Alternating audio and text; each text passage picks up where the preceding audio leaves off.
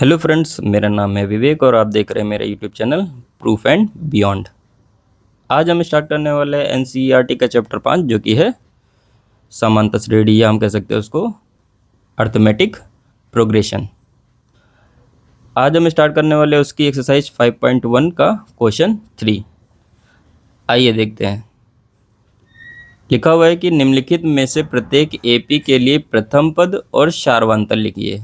यहाँ जो एपी दी गई हैं इस क्वेश्चन में, उन सब के लिए हमको क्या करना है? प्रथम पद लिखना है। प्रथम पद का मतलब ए और सार्वंतर का मतलब होता है डी। ठीक है, ए और डी हमको निकालना है। आइए देखते हैं। पहला इसका दिया हुआ है 3, 1, -1, -3 ऐसे करके आगे जाती हुई एक एपी दी गई है। ठीक है, तो ये जो दी गई ये एपी है पहले से, तो आप ऐसे भी इसको लिख सकते हैं। ठीक है, एपी ये दी गई है। ठीक, तो इसका पहला पद ए जो होता है, प्रथम पद ए इक्वल टू जो इसका पहला होता है उसको लिख देंगे। तो पहले पद के लिए तो आपको कुछ करना ही नहीं, यहाँ जो दिया हुआ है उसी को आप लिख देंगे। अब आइए इसका सार्वंतर निकालते हैं। आपको पता चल गया कि प्रथम पद को आप ए से लिखते हैं, चाहे तो आप ऐसे भी लिख सकते हैं। प्रथम पद उसको ए से आप लिखते हैं इक्वल टू 3। इसका इस श्रेणी का, इस सीरीज का जो पहला टर्म होता है उसी को बोलते हैं प्रथम पद। ठीक है, अब सार्वंतर देखते हैं। सार्वंतर क्या होता है? डी से इसको लिखते हैं, तो डी इक्वल टू क्या होता है? दूसरे पद से पहले पद को अगर हटा देंगे तो आ जाएगा सार्वंतर। जैसे 1, उसमें से अगर हम 3 को हटा देंगे तो आएगा -2। तो ये जो निकल के आया ये है आपका सार्वंतर और ये है आपका प्रथम पद। तो ये पहला क्वेश्चन हो गया। अब आइए देखते हैं इसका दूसरा क्वेश्चन। इसका दूसरा क्वेश्चन दिया गया है ए पी इक्वल टू -5, -1, 3 और 7 and so on dot dot dot आगे करके। तो इसका पहला पद निकालना है। पहला पद जिसको हम ए से लिखते हैं इक्वल टू पहला क्या है? देखिए -5 लिखा हुआ है, इसी को हम बोलेंगे पहला पद। उसके बाद सार्वंतर निकालना है।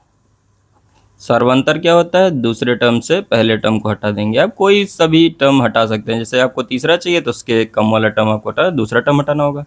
चौथा लेंगे तो चौथे से तीसरे को हटाना होगा। तो A2 क्या है? -1, ये माइनस ये वाला और ये -5 इक्वल टू -1 माइनस माइनस मिला के प्लस हो जाएगा गुणा करके 5, 5 से एक जाएगा 4।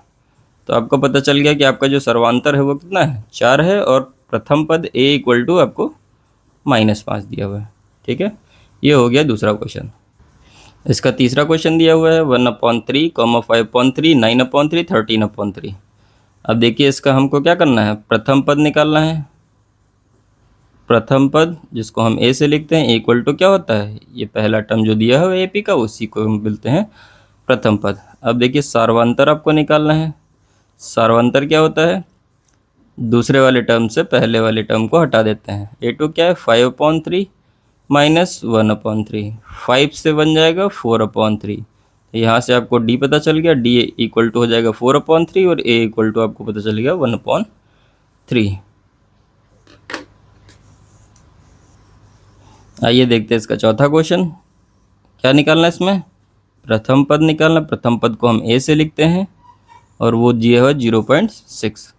अगला निकालना है सार्वंतर जिसको हम डी से लिखते हैं। तो आप चाहें सार्वंतर लिख दीजिए या डी लिख दीजिए, दोनों का मतलब एक ही होता है। क्या होता है? A2 से A1 को हटाएंगे। A2 कितना है? 1.7 माइनस A1 कितना है? 0.6 इक्वल टू 0.9। तो आपका डी भी निकल गया 0.9 और ए निकल गया 0.6। उम्मीद करते हैं ये क्वेश्चन आपको समझ में आए होंगे। अगर इससे रिलेटेड कुछ डाउट है तो आप हमारे कमेंट सेक्शन में जाके पूछ सकते हैं। धन्यवाद।